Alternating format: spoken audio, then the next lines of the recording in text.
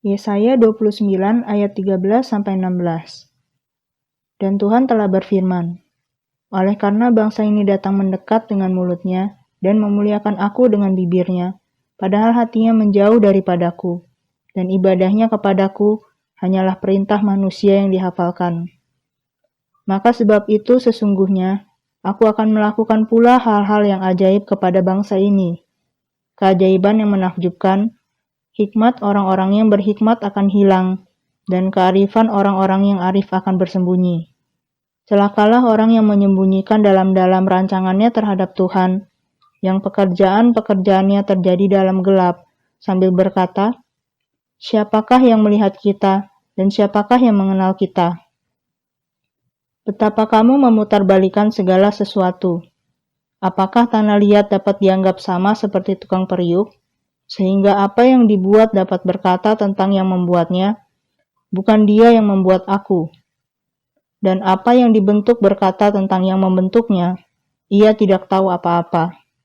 Kita telah memasuki tahun yang baru, tahun 2021. Biasanya di awal tahun yang baru kita membuat resolusi. Kita menetapkan target, membuat rencana-rencana. Namun bisa dikatakan, masa pandemi yang belum berlalu ini membuat kita menyadari beberapa hal. Manusia boleh berencana, tapi Tuhan yang menentukan. Banyak hal tak terduga yang terjadi di tahun 2020 kemarin. Banyak dari kita mengalami perubahan yang besar dalam kehidupan kita, dan semuanya itu tidak terencana. Beberapa kehilangan pemasukan, mata pencaharian, atau kehidupan sosial.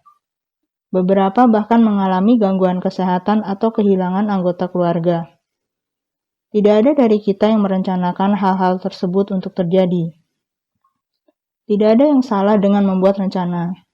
Tuhan dapat memberi kita hikmat untuk merencanakan segala sesuatu dengan bijaksana. Kita perlu mengelola waktu kita, tenaga kita, harta kepemilikan kita dengan baik dan penuh tanggung jawab. Sebagai manusia, kita memiliki kecenderungan untuk melakukan apa yang kita pandang baik. Namun jika kita tidak hati-hati, kita dapat terjebak dalam pemikiran kita bahwa pandangan dan pertimbangan kita itu jauh lebih baik daripada pandangan dan pertimbangan Tuhan.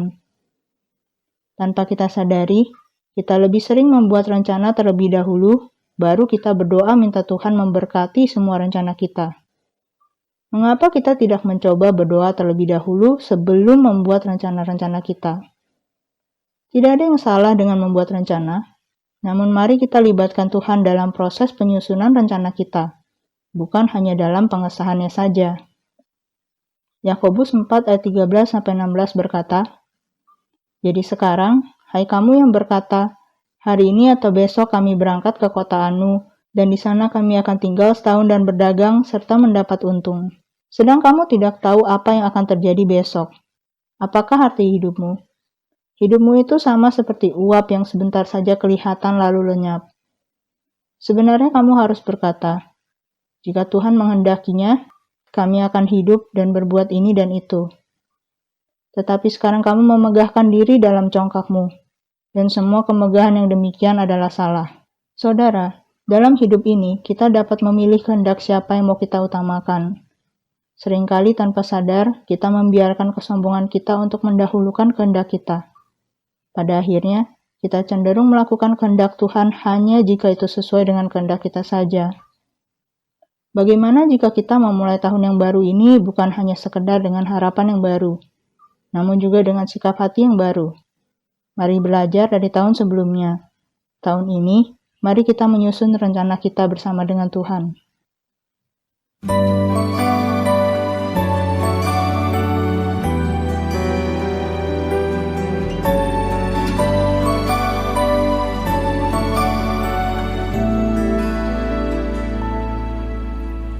Apapun yang terjadi dalam hidupku ini, tak pernah ku ragukan kasih-Mu Tuhan.